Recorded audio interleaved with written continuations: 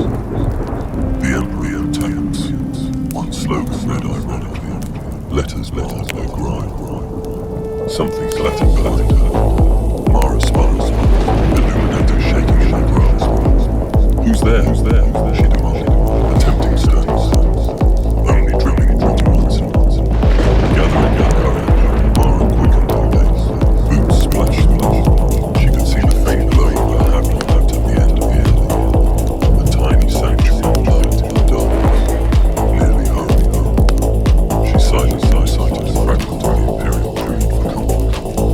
The Emperor is my shield, a protector to darkness. A rasping chuckle drifted through the shadows. Mara's blood turned to ice. The sound was like a blade torn over stone, impossibly close, yet coming from all directions at once. She opened her mouth to scream, but a swift blur descended. In the sputtering half-light, she caught a glimpse of a figure, tall and gaunt, with eyes that gleamed like hungry coals. Agony blossomed in her abdomen. Mara looked down to see claws. No, knives. Protruding from the bed. Slits. They withdrew and she crumpled to the ground, gasping. Her illuminator rolled from her hand. By its light, Mara saw the silhouette of her attacker over her.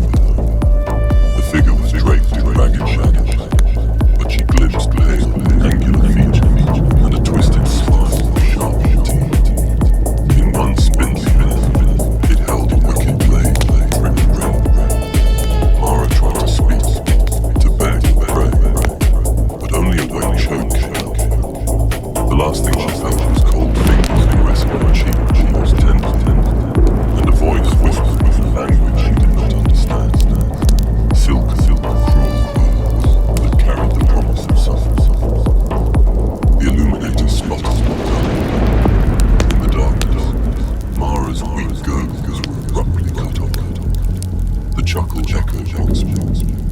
Then there was nothing but a trembling and the distant rumble of the sheets, as high tide its underbelly swallowed by the seas. Inspector Anton Darras knelt by a puddle of blood, his jaws set in a hard line. The pooling crimson stood out starkly against the grime of the alley floor. Not a body to be found, just the sticky remains of a human life splattered across corroded metal. He ran a gloved finger along the streak of blood that arced up, as if the victim had been dragged. A thin beam of moving light from the hive's distant upper bells barely cut through the underhive gloom. Darras clicked his tongue in frustration. Third one, he thought grimly. 3 missing persons, all vanishing under eerily similar circumstances. Scenes like this, violent struggles evidently. The local enforcers had chalked them as gang gangs or mutant attacks at first. But Darras noticed. Even the most brutal underhive gangs usually left the bodies of their victims to send a message. This was something else. Behind him, Officer Keld shouted nervously, shotgun at the ready. Keld was young, fresh from academy, and despite his braggadocio over precinct, the darkness of District 17 clearly unearthed. Sir, looks like a mess, Keld muttered, scanning the shadows as if expecting the walls to sprout teeth. Sure, it's not just scabby gas. They sometimes, eat the evidence. Darras stood, tugging his overcoat tighter around his shoulders. The air was clammy and cold as deep as the hive spies. Scabbies usually leave bits of blood. Toying with the dated metal work badge bagged as evidence. The badge ran my attention, etched alongside the faded image of a tired middle-aged woman. The missing hammer from the polyblast manufacturer. And scabbies don't take personal offense. Whoever did this took the victim herself and everything she handled. Keld exhaled, his breath visible in the chill. Thrown. If it's 3 people gone missing now, maybe we should call it Garvey's sense. This looks like it might be a cult. Could be heretics doing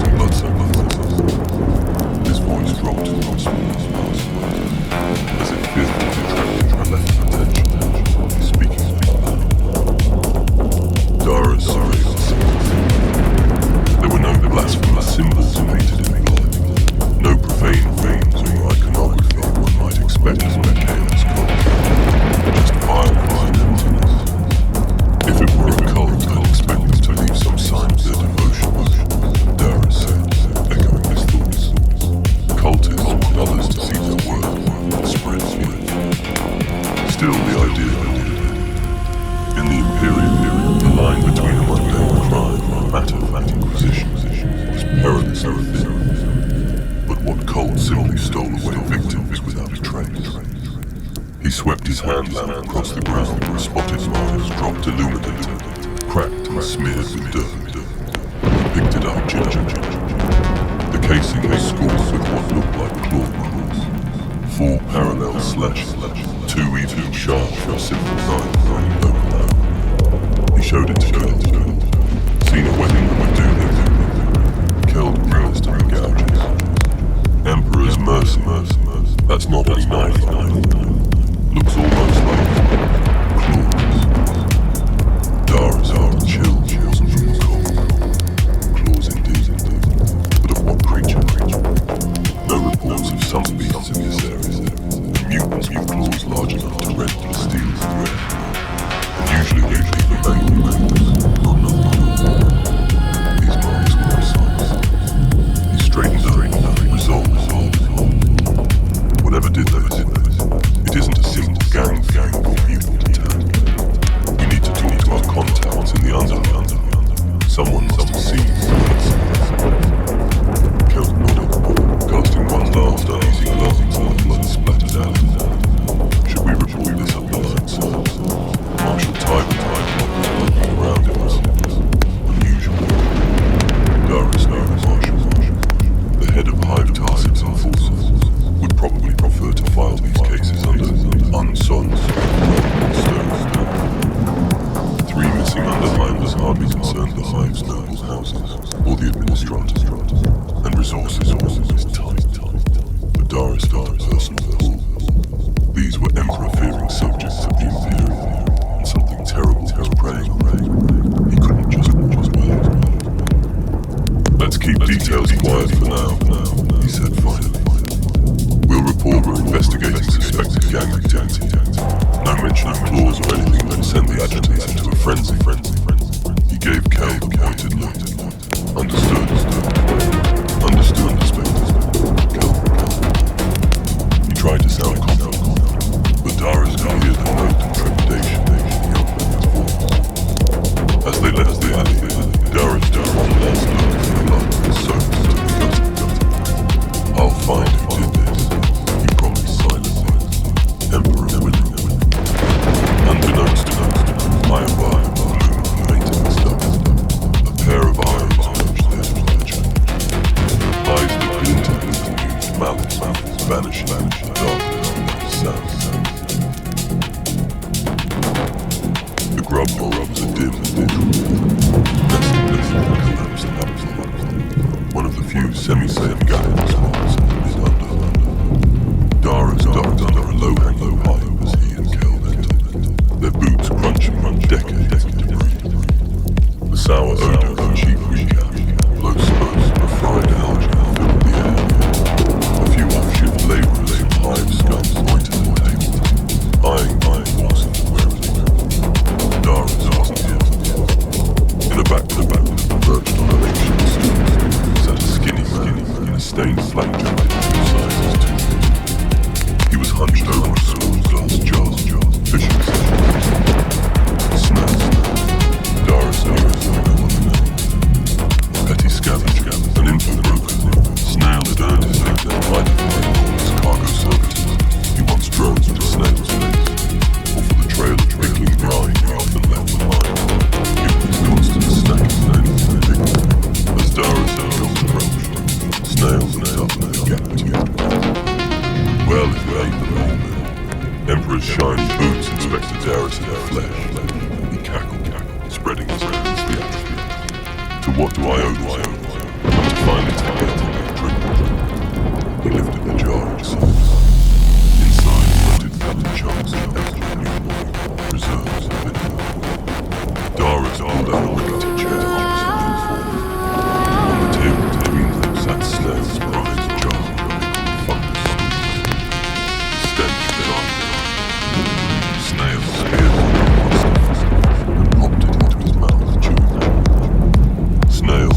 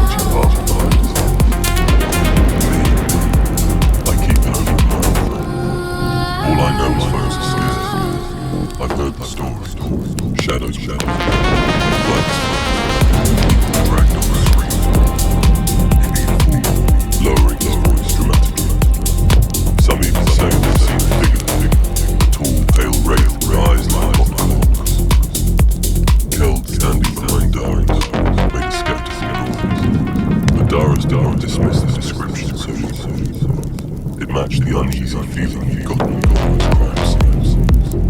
Anyone actually seen this ring will live to tell. Snails nailed the thing. Ah, well, there's a high name old red. Been touching the head, lives in the day. Claims his sweet brother taken by a demon music. Been raving about it and anyone will listen. Chain man, cut on stuff. Snail jump. Wet sounds as he swallows. Dara red. The form of wine will turn to drinking something. If he witnessed something, it might be mine, but it was a beast. Where can I find it? Snail jumped south. Last I heard, Ren swans in the old water processing substation of Canal Well. But Inspector, snail, scratches and stubbles his cheek, inadvertently smears with wrong. People who've gone and missing, they sometimes don't come back either. There's talk of something evil nesting down there. Even the Yanks say it clear of certain tunnels tonight. Keld muttered, superstitiously, though Dara's noticed his hands was tight at the shock. Dara's reached into his coat and produced a small tin he had prepared earlier. He slid it across the table. Snail's eyes darted wide. Lifting the lid, the informant let out a delighted wheeze. Inside were several fat amber slices, a rare treat in the underhand, procured from an upper merchant. Courtesy of Tarsit Forces, Dara said dryly, for your excellent memory. Snail beam, revealing a greenish pickled slice clamped between his teeth. Inspects near a general scholar. He raised one of the pear slices like mock toast. May the god Emperor bless your common soul. He devoured the slice with relish, then lowered his voice. One more thing I thought. There's a corridor locals I want to like, near substation 16B.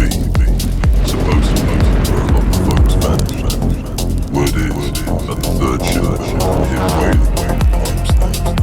Most won't go near it in the dark. Dara's home that way. The black, likely a stretch of rangeless tunnel to the dark vegetation. It might be exactly where the predator visited. He rose from the church, straightened his coat. Thank you, Snail. If your intel runs out, I'll see you get something extra. Dara glanced up now at the pickle jar, and the man practically hugging the table test. Try not to spend it all on delicacies. Snail jumped, scooping up his precious patience. Stay safe, Inspector. Hate to hear you went missing too. The Underhire's a hungry place these days. For a fleeting moment, genuine concern flickered in the Snail's eyes beneath them. Despite his clownish demeanor, even he sensed something truly dangerous in it. As Dara Keld left the grub and stepped back onto the deck and looked beyond me, Keld exhaled as if he'd been born in his breath. Pale, great, burning eyes now surfaced. Next he'll say it's the god of Dara's deep in thought. Whatever it was, it had been the two fighting titans of their own corridors. Fear like hell, terrorism, fast and become. Superstition often has a kernel of truth. You'll find a fire and hear what he has to say. Sometimes the wildest tales Keld nodded, though his face betrayed that. Yes, sir, often Dara's out the way. The weight of Snail's words pressing on his mind. As absurd as the real way it sounded, he recalled the forearms on Mars and the eerie silence of that. Sometimes the truth of the underworld wore the mask of superstition. And sometimes it was dark. The superstition wasn't far from the Old Ren proved easy to find, but hard to talk to. Dara Keld discovered him cowering in the maintenance alcove near the abandoned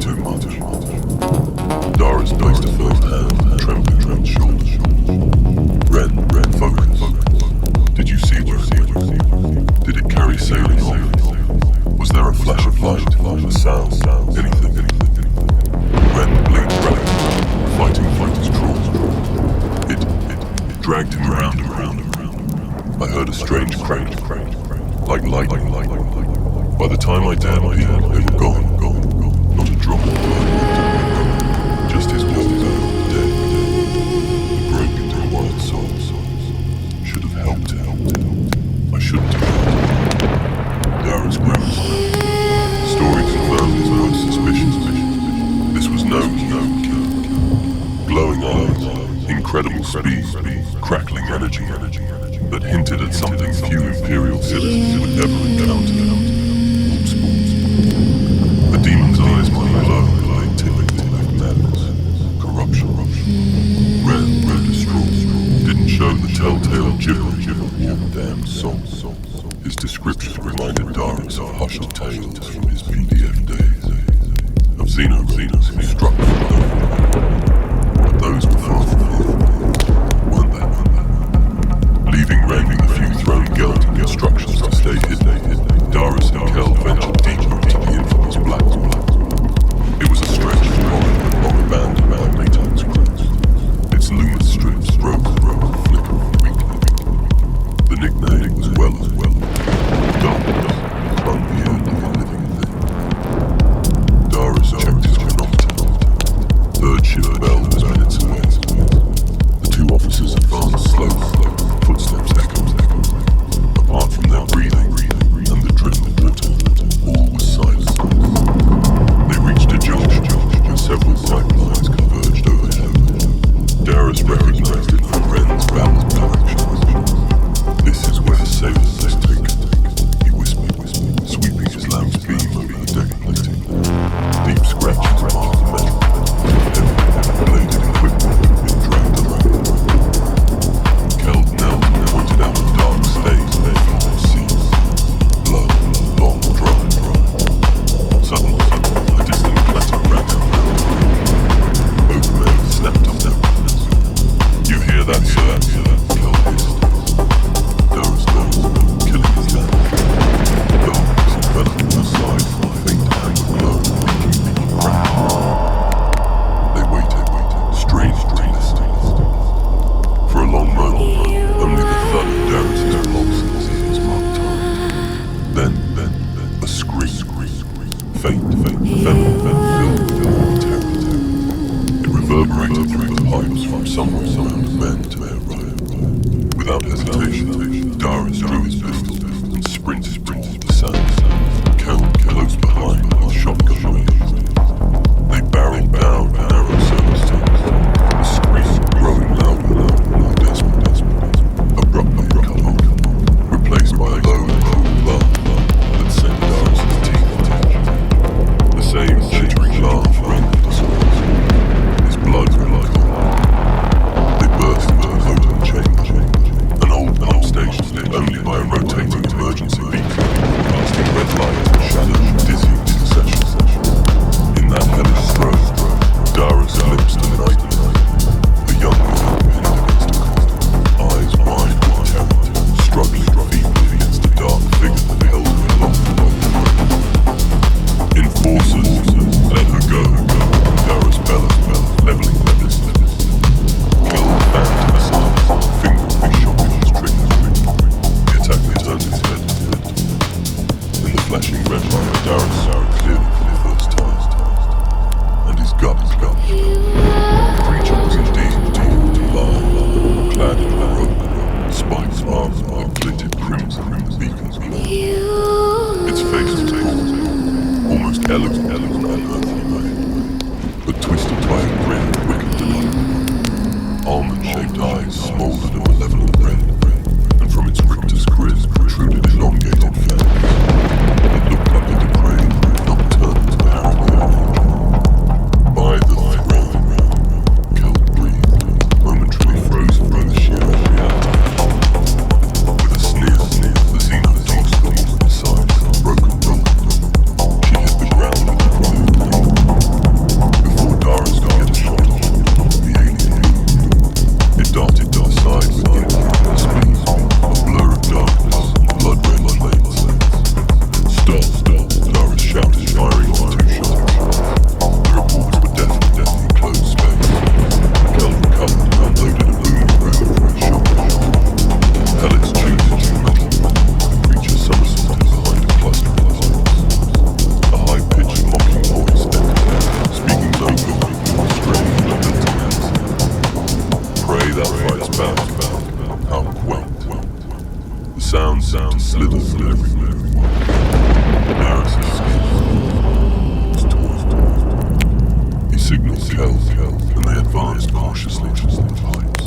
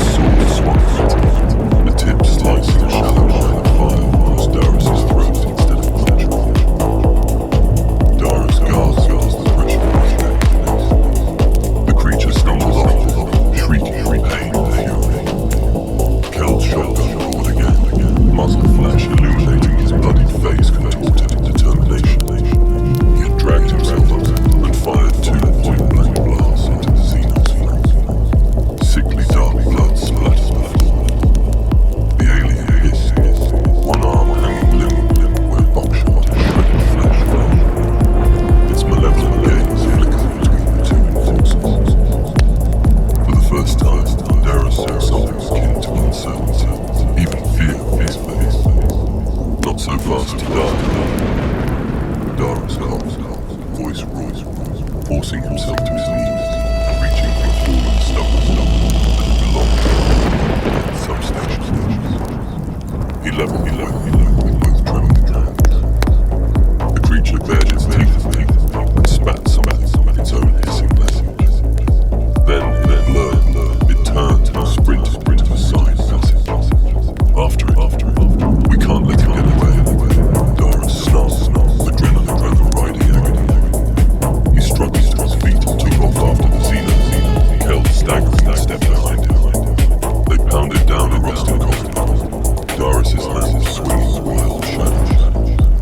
At an intersection, he caught sight of a dark, lithe shape ahead, limping as it ran. He squeezed off 2 shots from the stock. The muzzle flashes briefly lit a narrow figure vaulting around a corner, but it was hardly clear if he hit it.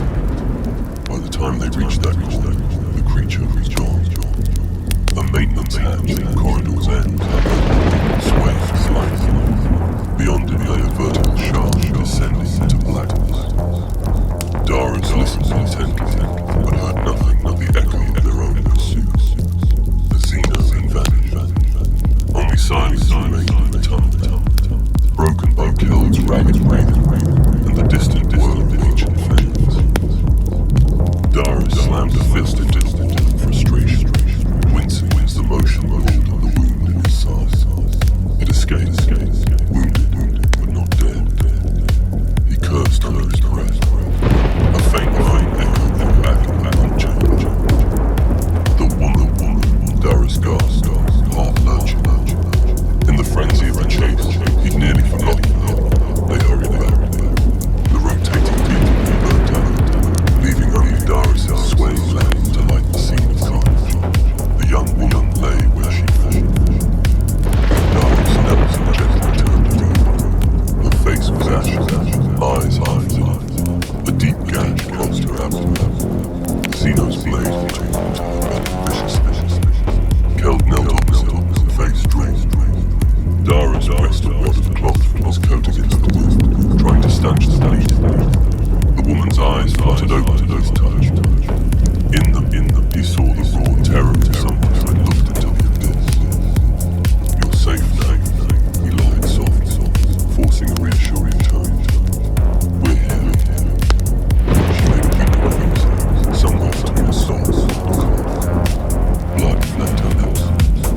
Darius leaned closer. What happened? Did you see where it came from? He had to know if she glimpsed anything that could help, but her eyes were glassy.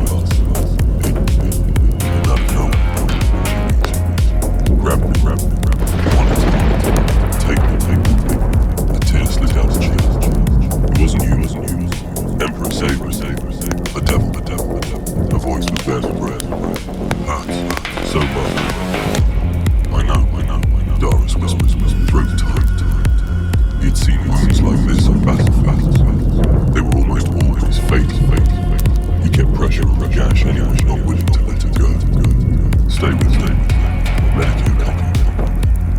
But her gaze had fixed on something beyond it. Perhaps something beyond this world. Her trembling hand gripped Darius' wrist suddenly. Don't. Let it take me. Blood bubbling under the pressure patch. Please. You're not going anywhere with her. Darius managed to say. But tears filled his eyes. Because he could see the MEVs coming over her face.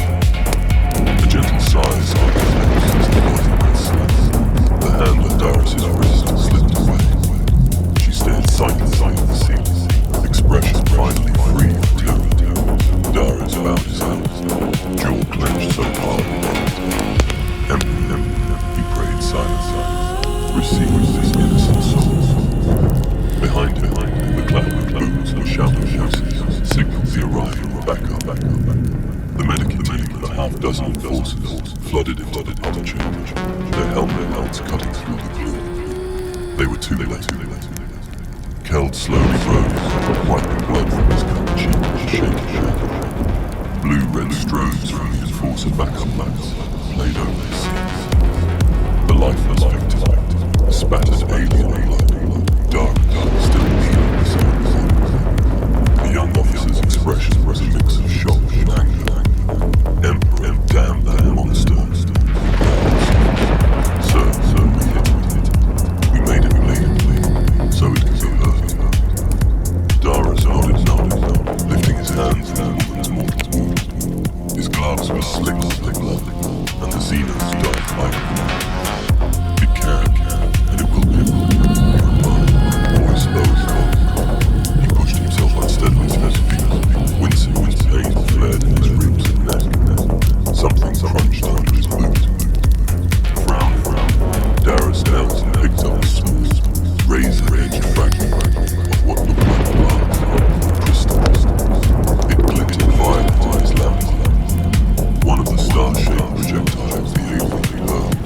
shattered against the metal.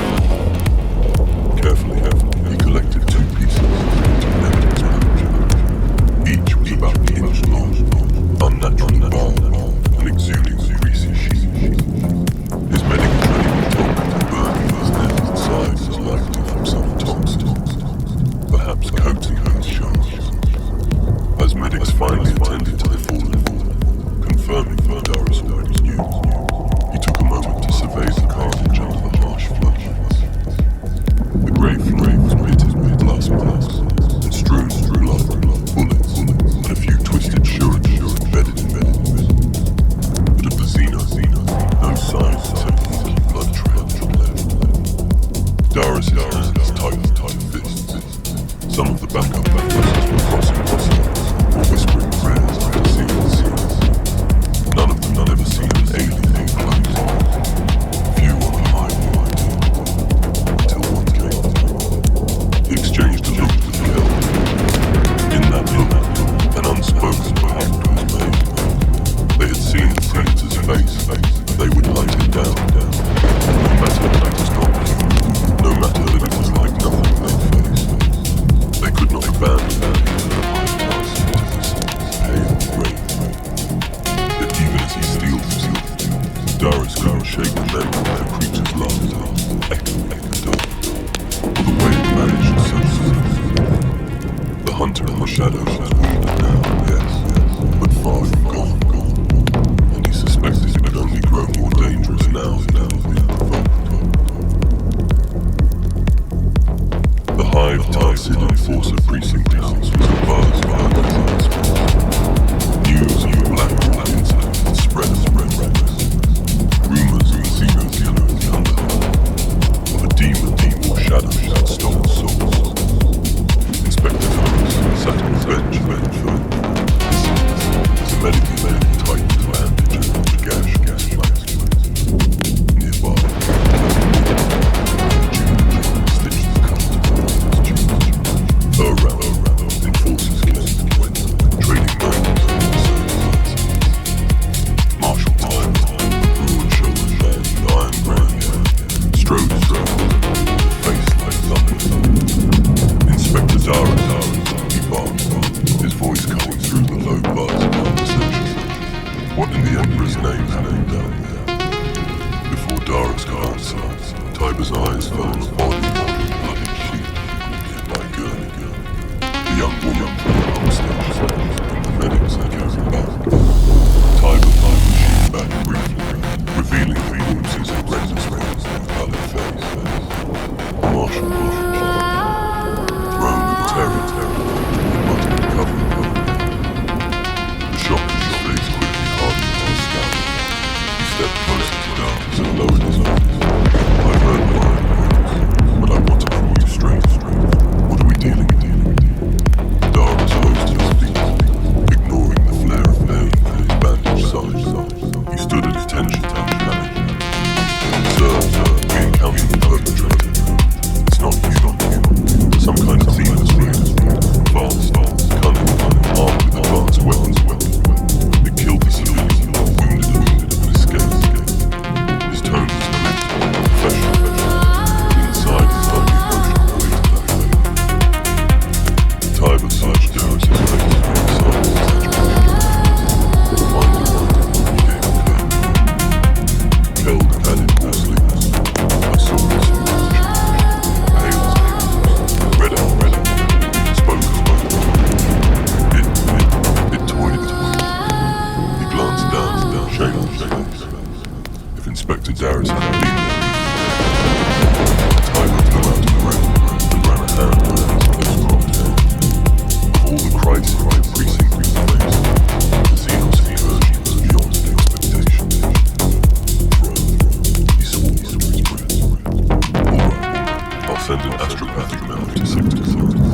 Emperor Willing, the Ordo Xenos, or a Death Watch kill response. He fixed Darius with a hard stare. But they might not get here for days. What do you think this thing is, Inspector? Have you seen its light? Darius glanced around. A couple of enforcers nearby. He stepped closer to it. I have a guess, sir. From the old town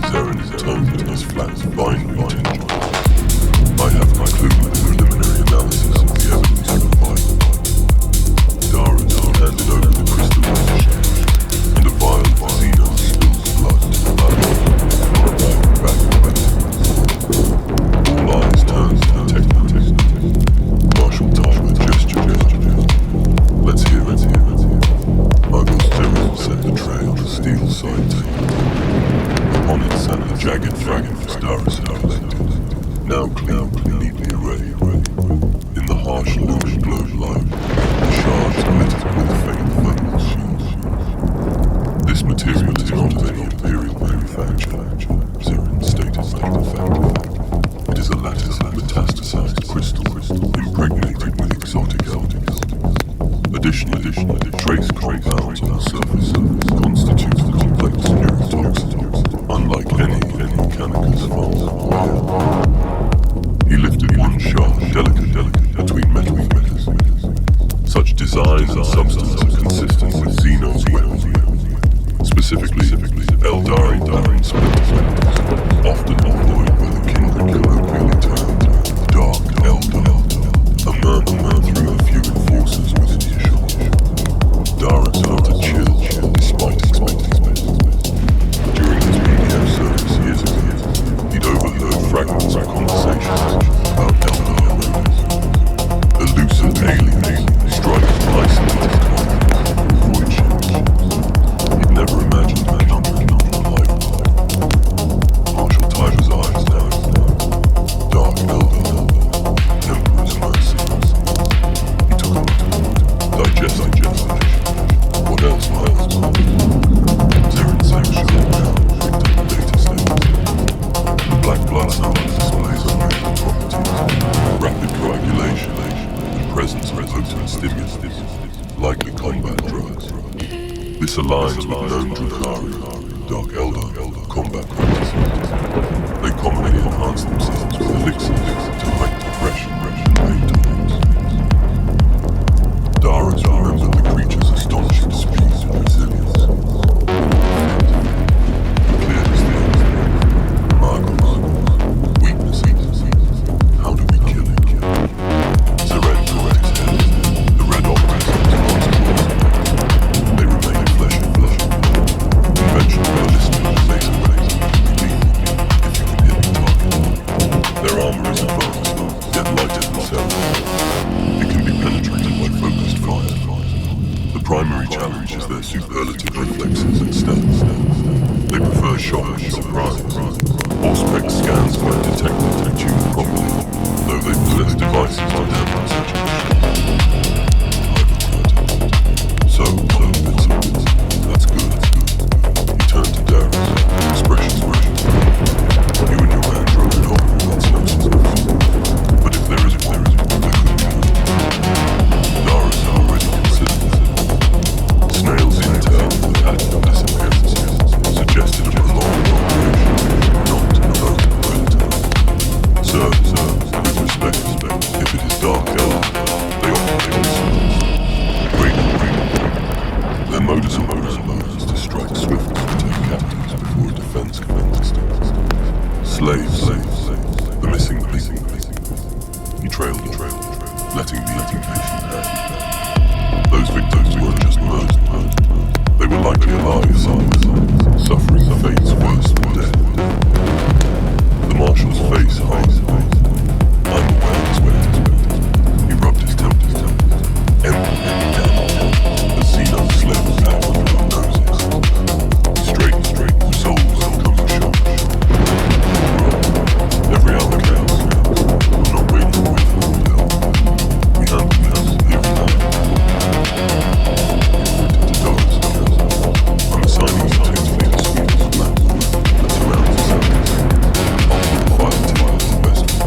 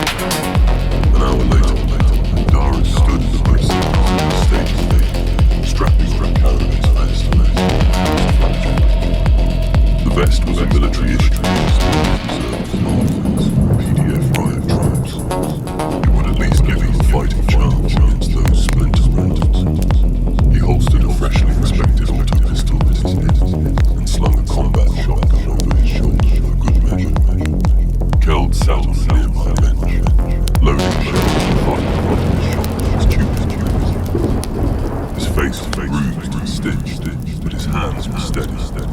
The young officer had flame in his eyes now. Vengeance had burned away his hand. At the bay door, a hesitant figure, Snail. The informant wrung his cap in his hands, shifting him foot to foot. His usual cheeky grin was nowhere to be seen. Inspector, Snail called softly. Dara's looked up, surprised but not displeased. Snail, this area's off limits just now. Snail forward anyway, glancing at Kel, then back to Dara's. I heard some of the boys talking. You really stirred up the Xeno there. His voice was unusually subdued. Dara's tightened the strap on his forearm. We did. Dark Eldar. Never heard of it. Snail, Stories, occult. Piratical devils snatching folks out of nowhere. Worse than any slaves. I always thought it was just void fairy tales. He licked his lips, then reached into the deep pocket of his jumper. Look, I know I ain't exactly a loyal servant, but I don't fancy human folk getting dragged off by freaks. He pulled out a small jar, one Dara's round. It was Snail's personal stash of bronze eggs, a rare treat he boasted most scores. Snail thrust it forward all to me. I was saving these, but maybe you made him more, yeah. Eat one before the fight. Pull up. It was a clumsy gesture, but the earnestness of Snail's voice was real. A faint smile tugged at Doris's lips. In this grim business, such human moments were few. He accepted each other gently. Thank you, Sam. We'll put them to good use. He set it aside carefully. Snail played to reach out. Emperor's truth, you're a brave. I ain't going near that darkness or the throne of terror. His grin fluttered back just a little. Then his face nice. Just come back. I've targeted these folks like you. Not waiting for a response, he bobbed his head to Kel and scurried out, leaving the bay eerily quiet. Dara's owned his helmet and sealed. The auto sensors humming to light. He glanced at Kel. Ready. Kel pumped the slide of the shotgun. Ready, sir. They met their reinforcements at checkpoint 34, a bulkhead gate leading into the abandoned maintenance service. 4 enforcers awaited, hand-picked by Tiber, each with full riot armor and carried a mix of auto rifles and shotguns. Dara's knew his low reputation, hard down live gang uprisings and mutant infestations without flinching. Still, as Dara stayed fighting under the harsh blur of multiple he saw the underneath of it. It wasn't every day that he ordered to hunt Xenos in pitch black tunnels. You all know what happens. Dara's eyes were steady. A small sack of dark elder, sadistic alien slaves. They are fast, strong, and they will use every trick to terrorize and confuse. But they can live. They can die. Trusted in training and in each other. The enforcer stood a little straighter. One thumb the apple handle around his neck. The Emperor's shield. Dara's nodded firmly. We make for the black spread out. Mago Saren provided an horseman's tube to pick up any unusual energy fields. Likely they're portable. We find that device, and any hostile we destroy. The LW smoke detonated. I've got 4 charges of hand-floater explosives placed at choke points on board. If we flush and they try to bomb deep, seal the exits. The squad acknowledged in grim silence. Dara's pulled back inside of his arms, chambering around me. Emperor and the with us.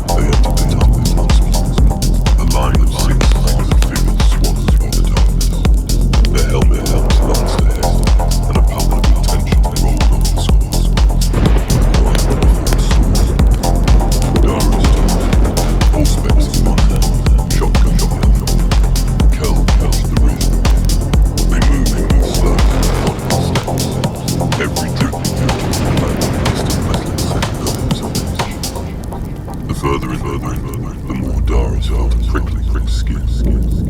Whether it was instinct or some emanation of Xenos, he couldn't tell. At last, the Auspex began rapid beeping. The spike registered on the display. Dara silently signaled the squad, then motioned for two enforcers to peel off in a circle to the left while he and Cal flanked right. They crept forward into a wide junction, past the corridors he last saw the enemy during their first encounter, and there at the far end of the chamber, flickering fitfully, was a shimmering oval of sickly luminescence about the height of the web. Dara's breath.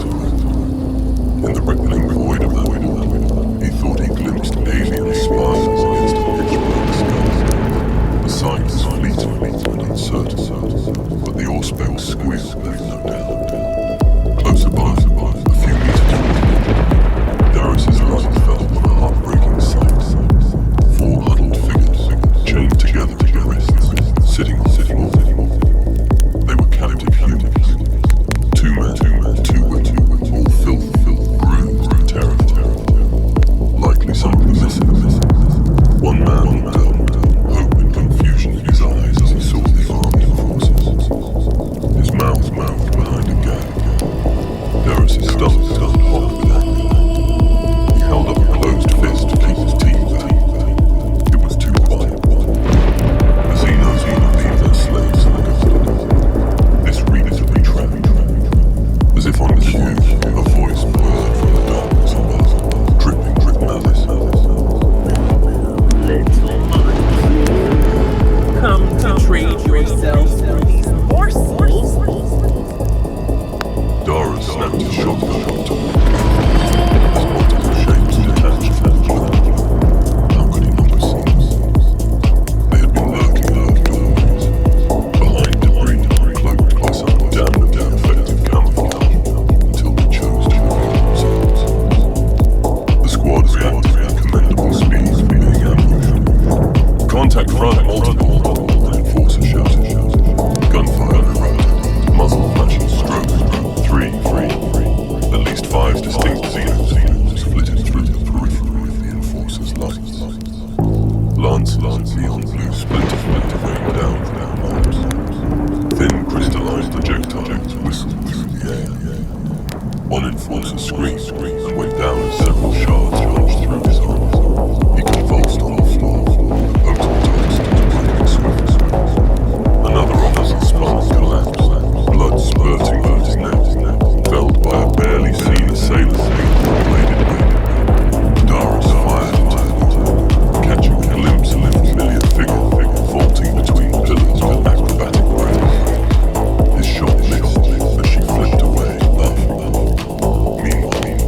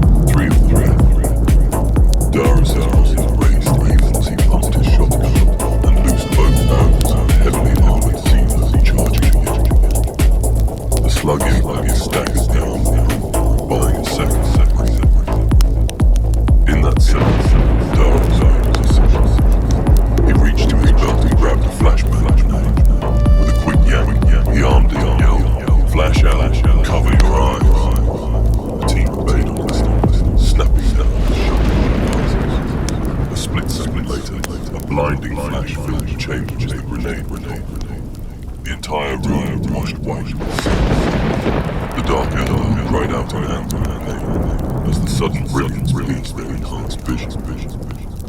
Dara's recovered first, blinking away spots. Now take them, he roared. He and Keld surged forward from cover, joined by the last uninjured enforcer. Keld drew a bead on the rope that was reeling and clutching at the eye slits of his helmet. The boom of Keld's shotgun was followed by the mighty alien's roar. The enemy fell to one knee, dark blood weeping from cracks in his war armor.